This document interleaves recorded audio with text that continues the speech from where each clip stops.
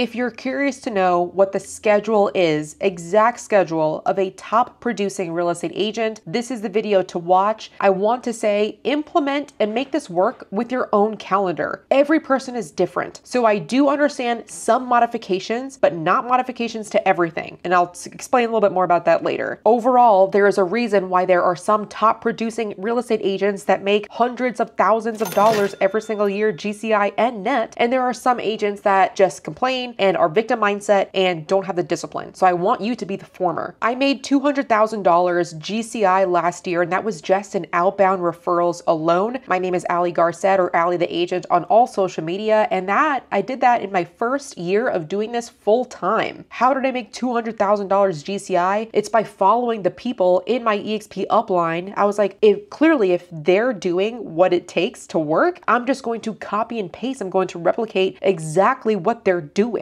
When they say jump, I say how high. I'm gonna fucking do it. There's no point in reinventing the wheel or thinking that might not work for me or that doesn't work for me. I just did it. Luckily, my upline does not focus on cold calling. That's why I joined them. We focus a lot on sphere and free leads as opposed to paying for leads. I've never once paid for a lead. So far, so good. I've closed 100 transactions in less than 3 years in the business. I've done a lot of reps, and now I'm starting over in a brand new area where I only know pretty much 2 people, which are my father-in-law and my mother-in-law. So I'm doing this, I'm being on this journey, documenting how I'm going to get clients and how you can do the same thing. Because a lot of people that reach out to me, they're in the same sphere, the same circle, the same city that they've been in their whole lives, and they say that they can't get business. That's an excuse. So I'm going to show you, instead of just, bashing that, I want to get you out of that victim mentality, enough with that bullshit, and instead, let's look toward what you can do to structure your day so that way you're successful just like a lot of other agents are. Let's go ahead and get started and start with the morning. Overall, in the morning, it's going to be for prospecting, lead generating. This sounds so cliche, and you've heard this over and over again, or at least I hope that you have, but I'm going to go deep in the weeds into what exactly that means, how exactly to do it for you. And then in the afternoons, we go over appointments and admin stuff to set up for the next day. Going over a general schedule. Again, if you want to wake up earlier, you can. If you want to wake up later, I highly suggest waking up earlier. But let's say you're going to get up at 6 a.m. If you're going to get up at 6 a.m. and do your morning routine, which is, affirmations or working out or cold plunge, whatever it is that you like doing, do that to get in the right headspace, but don't spend too long on that because those are not going to make you money. It's going to get you in the right headspace to then make you money, but that alone are activities that do not make you money. So do what you need to do, drink a cup of coffee, and then just get straight to work, or work out and then straight to work. But 6 a.m., 7 a.m. is your time to wake up, do your thing. 8 a.m., no later than 8 a.m., start prospecting. Now, what exactly are you going to do is reach out to new people first, people that are not yet clients. Do not wake up and start your day by responding to emails or responding to anything. Don't do anything reactively. When you first wake up, they have studies showing that you're in some sort of cognitive alpha wave or something like that, where you're more creative. So your brain isn't as fatigued because you're just starting the morning out. So do the hardest cognitive activities in the morning, because by the time the afternoon comes around, you're gonna be fatigued. And I know you know what I'm talking about. And since you're super fresh, start either by practicing scripts, whether it's by yourself or with a friend for 15 minutes tops. Focus on maybe one objection, or if you're by yourself, that's okay. Just say it over and over again. Look in a mirror and say it while you stand up, while you smile, while you're, Superman pose, whatever. Make yourself feel good about what you're saying, because otherwise last thing you want to do is jump on a call and sound stupid, because then it might snowball. So practice for a little bit, even if it's by yourself, saying the same 1 or 2 liners over and over again. That's scripts. Scripts are necessary so you don't sound fucking dumb when you're on the phone. So that'll be from, say, 8 o'clock to 8:15, scripts, whether it's with a buddy. And again, this is intense scripts. You're not jumping on a Zoom call or calling your friend, calling your buddy that you're going to be practicing with, and then saying, hey, how was your weekend? None of that. Literally tell your friend before you jump on the call, hey, this is how we're going to start it out. We both need to get in the mindset of this. So we're going to start it off, and we're immediately going to pretend like we're in a call. So as soon as both of you jump on Zoom or jump on your FaceTime or literally call each other. Literally say, I don't know if now is the right time for me to buy, and start that objection right away. There is no, we can catch up later. Tell them that we'll catch up later. This right now is money making time. We need to start getting the mindset to start making those calls later on, or text messages, or whatever it is, prospecting, content creation, whatever is your flavor of lead generation. If instead you have a buddy that is looking to shoot the shit and bullshit, or say you have to go into an office to do this where people are just like catching up and it's like, buddy, oh man, what's for lunch today? What'd you bring? Bullshit. That is not going to fly. This is why I joined a community where it's a virtual brokerage, because I work best from home. I've always been that way. I never have liked going into an office, because in the office, those that like going into the office, those are chatty Cathys. They're there to bullshit. They're there to just chill, talk about where are we going to go for sushi today? How was your weekend? Oh my gosh, that's amazing. I went to my son's baseball game. Sorry, but that's not making me money. I need to make money. Think about yourself first. Think about your family first, and focus. So 8 to 8:15 role play, whether it's by yourself or with a friend. You don't need a friend. You can just say this over and over again by yourself. From 8:15 to 9 or even 9:15, say about 45 minutes, an hour, you're going to be prospecting for new leads. New leads. This is not following up on old leads. This is brand new leads. You always need to be building that pipeline up, because if you take everybody in your database and you're closing everyone, or maybe they become dead leads, how are you replenishing that with new leads? You always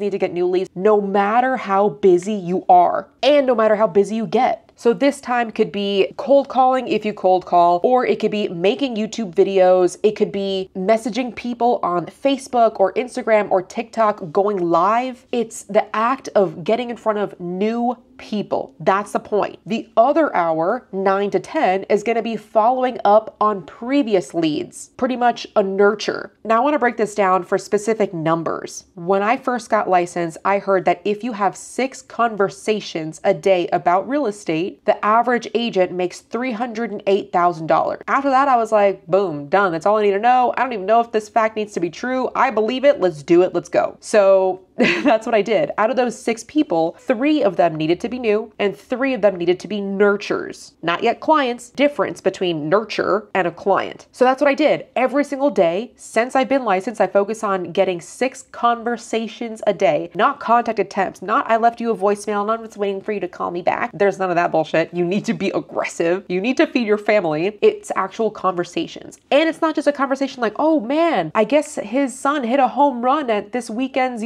baseball game. No, it's about real estate. There is that fine balance though between pushing yourself and being that typical salesy person. It is being genuinely interested in them, but it has to be with a purpose too. If you don't talk about real estate and they have no idea you're in real estate, you wasted time in that conversation. And yes, that is something very, very harsh to say, but again, you're in this to make money. I'm not saying don't care about them. I'm saying don't be a secret agent. Do not get my words confused. If you're not letting anyone know and instead you're just being like, oh my gosh, being that chatty Cathy, the shooting the shit person without the purpose. And if all they receive from that is, wow, they're so nice, and they go along with their day, not realizing that you're an agent, what? You've lost a lot of good opportunity there. So I want to make sure that you're leading each conversation with intent. Now, I'm also not saying that every first conversation has to be about real estate. You do have to break the ice, establish rapport. You may not talk about real estate until maybe 3 conversations later. But what I'm saying is every day have 6 conversations about real estate. Say out of those 3 new people that you spoke to, you didn't talk about real estate yet. That's okay. Make sure you talk about real estate with another 3 people to add up to 6 people total. I hope I'm making sense here. So from 9 to 10 o'clock is following up on other leads. For example, if you did open houses this past weekend or maybe the weekend before that, it's following up on those leads. It's reviving them to make sure that they know you're still available to help them. They won't know that otherwise because they're getting bombarded by other real estate agents. So every minute that you waste on not calling someone because you don't want to annoy them, other agents are calling them and they're getting the business, not you. So stop waiting. Other examples of that could be people that you met at the supermarket where you spoke real estate and they thought, they might be looking to buy or sell, or maybe people that recently have had a promotion or, anything, anywhere where somebody raised their hand and said, oh yeah, maybe me. That is that time from 9 to 10. again. Say you're starting brand new. Again, my focus, I partner with real estate agents that are stuck at 5 transactions a year. I will help you get to 20. But if for some reason you don't even have 5 yet, then start making content, put yourself out there, go into in-person events, do everything it is that you can. Do 4 open houses every single weekend. I don't care if you have kids. Stop using your kids as an excuse. Your kids should be the reason why you go on these open houses on the weekends. It should be the reason why you're doing open houses during the week at the evening time or maybe late afternoon time. It should be the reason you cold call. That's the number one excuse that I really just don't like excuses at all. You either did it or you didn't, but that one especially, it's like, oh, I broke my arm, so therefore I can't pick up the phone and call. I have kids and therefore I can't do work. Yes, you can. There are so many great examples of real estate agents that have had kids that have been on welfare and now they're multimillionaire real estate agents. One of them is in the community that's a part of our crew. So if you partner with me at EXP, you're going to have access to him. His name is Ruben Garcia. He was on welfare. He was a single dad and still made it work. As you're talking to each of these either new people and nurtures, you're going to be having your calendar open as well as your tracker open, as well as your CRM open. You want to make sure that you're adding all the appropriate notes into the CRM. So anything, their birthday, their dog's name, their kid's name, when they're looking to move, when they're looking to sell, what kind of area, anything specific like that. And you want to set up tasks for you. Task is what we call it in KV Core. That's the free CRM that's provided to you if you're with EXP. Your CRM may call it differently depending on where you're at. So it's a reminder while you're fresh on that call or texting that person or, whatever it is, it's a reminder for you to tell yourself to reach out to that person on an XYZ specific date and time to let them know about XYZ topic. So for example, I met Larry. Larry is looking to purchase in Tucson in, 3 months from now. In my tasks, I'm going to set up a call with them. So if for some reason they don't book a call, I have a redundancy on my calendar so Larry never slips through the cracks. And I continue to reach out to him until he does book a call, until we do have the buyer broker signed, until we start, viewing homes and getting under contract. I will not let Larry slip. These are the ways that I do that. Every single person that I put into my CRM, I got this from Ruben Garcia, who was a Keller Williams CEO in Fayetteville, North Carolina. Since then, he's brought his whole crew over to EXP, just like a lot of people are doing. And now he's a productivity coach and he's so helpful in all of our businesses, especially mine. So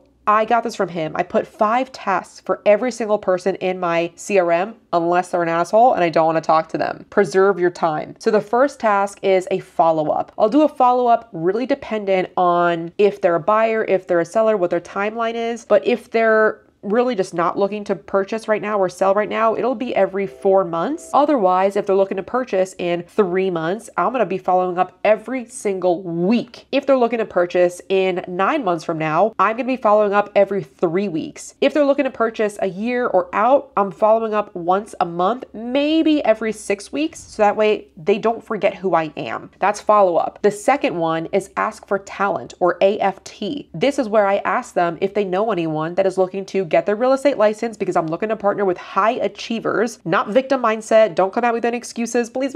I'm trying to preserve my time. Anyway, I've said this already. Or if they know of anyone looking to switch brokerages to make more money, because I know that this is the crew to do it with, the 5 pillars with EXP, book a call on my Calendly if you're interested in more of this, because I do this every single day with my crew. There is a reason so many people are successful within our community, because we give you all of the checklists. Like this entire video, I'm hoping can provide you a lot of value. There's way more where this came from. So book a call, partner with us, and we'll help you get from 5 transactions a year to 20 plus. I did 20 my first year in the business while I was still a part-time agent. It was my first year. I was a solo agent and I was never fed any leads. I was still traveling for the military. Anyway, that's a side rant. So that's ask for talent. The third thing is ask for business. That's where I'm going to ask them if they know of anyone else that recently had a job promotion, that recently maybe went through a divorce and is looking to downsize, maybe that are empty nesters, stuff like that. Or if they know of a neighbor that's looking to buy or sell. So that's ask for business. The fourth one is a side hustle. A lot of us are investors first in our community, so we'll either push one of our side hustles, or in my case, I also send out a link to one of my recent episodes of my podcast, The Agent Goldmine, where me and my sponsor, Shelby Johnson, interview top level producers in all brokerages, as well as we interview each other and we tell tips and strategies that are implementable, if that's even a word, probably not, but that's tactical practical for you to put into your business and work on it today to start getting more leads today. That's the whole purpose of our podcast, The Agent Goldmine. So I'll send out an episode like that, hoping that they know of someone that it would benefit. And the last one is meet. So meet is every 6 months. I'll either ask them to meet in person, or usually I'm asking people to meet over Zoom, or just like, hey, let's catch up. Let's do like a quick 5-minute FaceTime, anything like that. Whatever is appropriate for you and that person, do it. So that is what I put during the prospecting hours in my CRM. If I know that they are a very important client and I definitely do not want to lose them, I will also, being that I have my calendar open, I will also add time blocks in my calendar for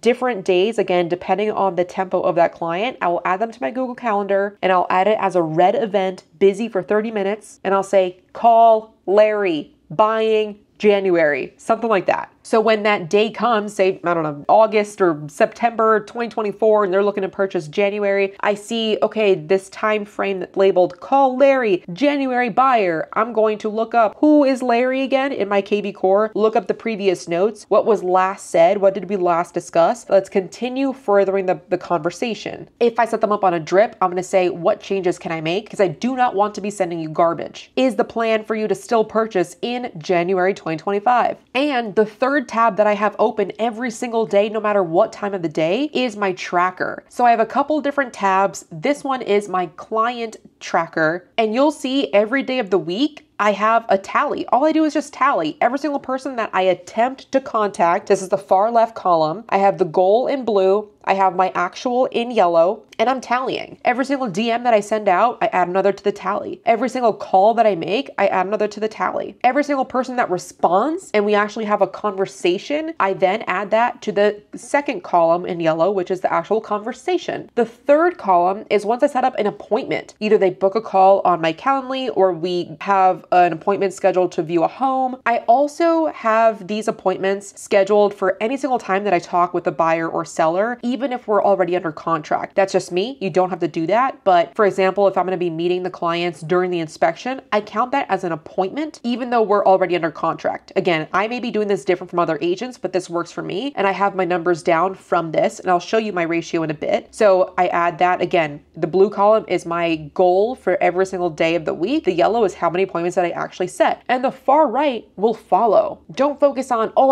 I've only closed 8 homes this quarter. Instead, focus on the indications, the leading indications that you can actually control. And what you can actually control is how many freaking DMs you send out every single day, how many phone calls you make every single day. And if you're too scared to make phone calls, then make video. And if you're too scared to make videos with your face on it, then what are you doing in real estate? I seriously mean it. Like, how it's going to be such an uphill battle, and it's going to be very, very difficult for you to maintain being a real estate agent and at least maintain making money. So the close column, I actually do not pay too much attention to because that's a lagging indicator. I know from the hard work that I'm going to do based off what I can control, it's going to follow. So that's how I did 100 transactions in less than 3 years. And then also you'll notice on the far right, I have YouTube videos. This is how I get clients now. It's social media, Facebook and Instagram primarily, a little bit of TikTok, but also YouTube. I have made other videos on YouTube. You can check those out at a later time. So at the end of every week, which I end my week on Thursdays, at the end of every week, I tally it all up and then I add it to my weekly column, and you'll see week over week, I track these numbers. Am I insane? I don't think so. I think I'm a business owner because without having this is the lifeline of my business. If I did not track these numbers, I would have no fucking idea how many contact attempts I make. The 1 week that I did cold calls, I sucked. It takes thick skin to cold call. So if you are a cold caller, my hat's off to you. And I'm so proud of you because so many other agents don't want to cold call, myself included. But what I'm trying to say is that 1 week that I cold called, I could have sworn to you that I called maybe like 40 people in one day because it was so heavy on me. And I got beat up on those phone calls. I got beat up. They were not fun conversations. I didn't get a single appointment and I got beat up and I was like, wow, I mean like, and because it felt so heavy, I was like, I must have had at least 40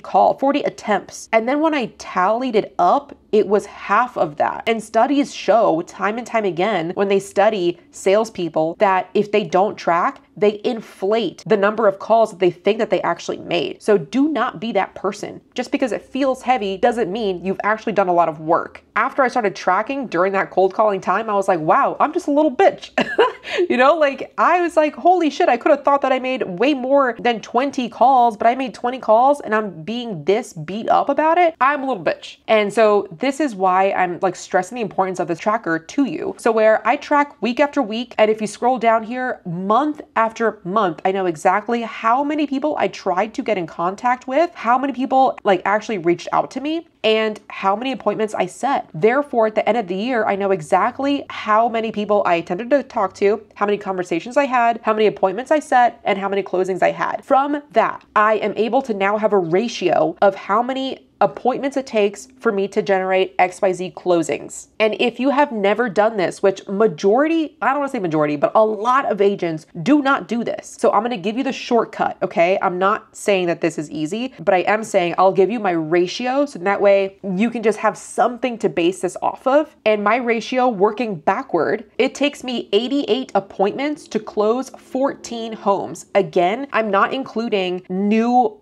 appointments every single time. Every single time I have a conversation with those clients under contract, I'm considering an appointment. So sometimes it could be 5, 7 appointments per closing. So we meet at the home inspection, we meet at the home again, we do the final walkthrough, we have a conversation about what the inspections came in at, the appraisal came in at, stuff like that. I consider all those appointments. Again, that's just the way I do it. So 88 appointments to get 14 closings. Out of those 88 appointments, it took me 433 conversations. And how many contact attempts did it cost me to get 433 conversations? 1,205. I had to reach out to 1,205 people to then close 14 homes. So with those numbers, I can then work backward. Remember cross multiplying? I talk about this in other videos too. But for example, so I closed 44 homes last year. Solo agent, wasn't ever fed any leads. I've been a solo agent. I do not take handouts, nor do we give any in our community. So if I wanted to close 60 transactions next year, what does that mean? That means, again, working backwards. So cross multiply. If it took me 88 conversations to close 10, how many conversations will it take me to close 60? Roughly, rough numbers, 480.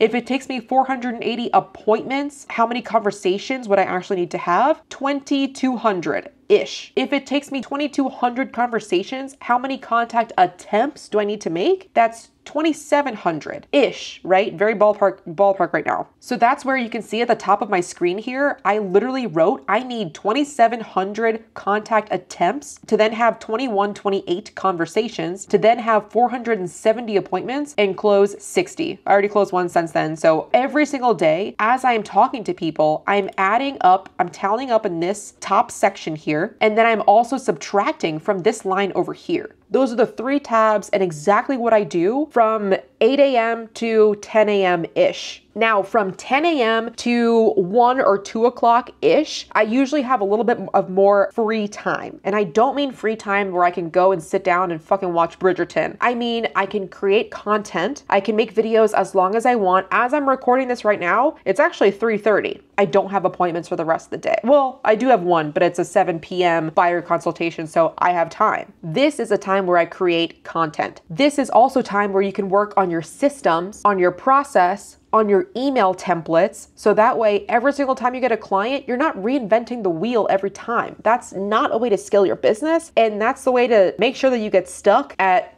8 closings a month and never work past that. So stuff you could be doing here. I have an entire buyer checklist series. I have buyer emails templated 1 through 6, seller emails templated 1 through 6, and those are specifically for my real estate agents to help them succeed in their business, since I am financially incentivized to see anyone who partners with me to see them succeed in their business, because when you win, I win. So I want you to win even more, and I will give you all of my checklists, all of my support, all of my processes, all of my secrets. I'm going to give them to you, and I'll give you one-on-one individualized attention, as well as you're going to get coaching, like group coaching and individual coaches by my sponsor, who has helped me tremendously in my business, Shelby Johnson. She was the Keller Williams Rookie of the Year a couple of years ago. Then of course she went over to EXP. She's then since closed like 570 homes. She's been in the business, like 5 years. Her sponsor, Ruben Garcia, who was that single dad on welfare and now, multimillionaire, Millionaires, his sponsor, Micah Mruwat, who was an independent broker owner before she joined and partnered with eXp Realty. You're gonna have access to all of us. We are here to help you. But you know what? I am gonna give away this tracker. And I am doing this out of the goodness of my heart. You know, it doesn't financially incentivize me in any way to do this. So if you are interested, text me using my phone number below, or I'll put it on the screen here too. Text the word tracker. I'm happy to send it to you. I will need your email because this helped me so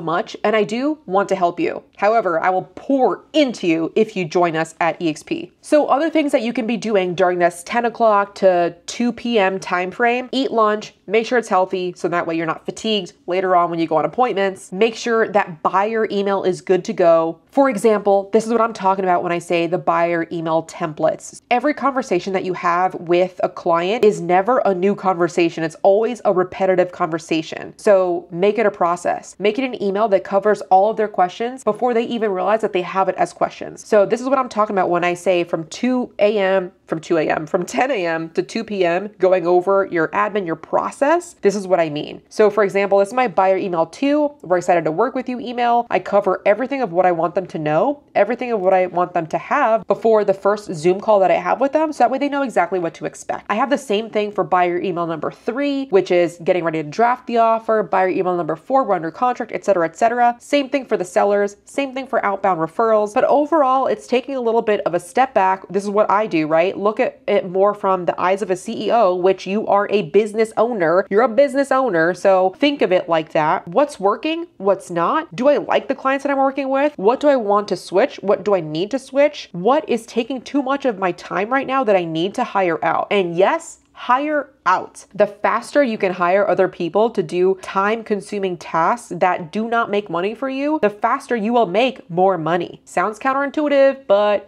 that is what it is. Also during this time, I am now working on clients' files. So say an appraisal came back or inspections came back. I'm gonna review all the inspections. I'm gonna make sure I look at it first before I send it out to the clients. I'm gonna schedule a time to talk with the clients about how the inspection came back at. Stuff like that. Just work on each of the files, work on my processes, their processes, check in with my transaction coordinator. Is there anything that they need from me?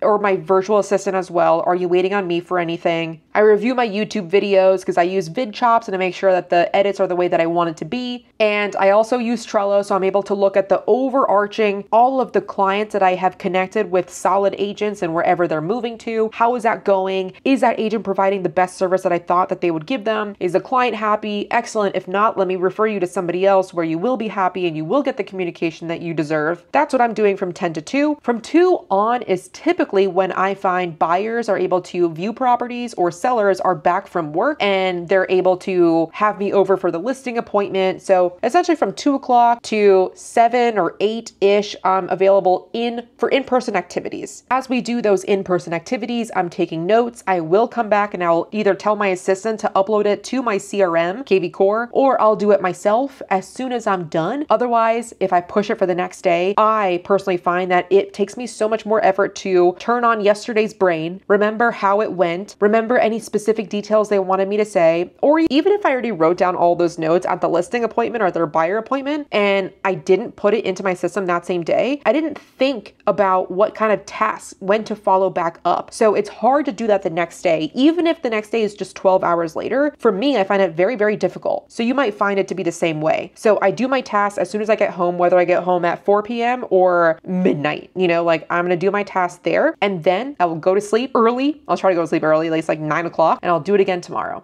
In the afternoon, also, depending on where you live in the country, I used to live in Tucson, Arizona, and it would take 45 minutes to get from one location to another. So because of that, I was spending a ton of time in my car and it was not productive. I very much so considered hiring a driver or maybe finding someone on Uber and like hiring them on the side. Like, hey, can you spend all day with me on Friday so I could just do all of my in-person appointments back to back? I never ended up doing it, and I ended up instead referring out clients that were too far away. So that's what worked for me in my business. I knew that, in the beginning I was trying to cast a wide net, and then I realized I don't know if it's worth my time driving an hour and a half one way to get a listing. It is what it is. This is how I worked my business. So I ended up doing a lot more outbound referrals, and I still was able to make $200,000 just from outbound referrals alone. Again, your business might be different. You might want to do those in-person appointments. In that tracker that I'm going to be giving you, should you reach out to me or should you text me with the word tracker, there's one tab on there that says hours per client. I actually tallied every single hour that I've ever spent with a client, and I found that I actually spent the least amount of time with outbound referrals. What do you know?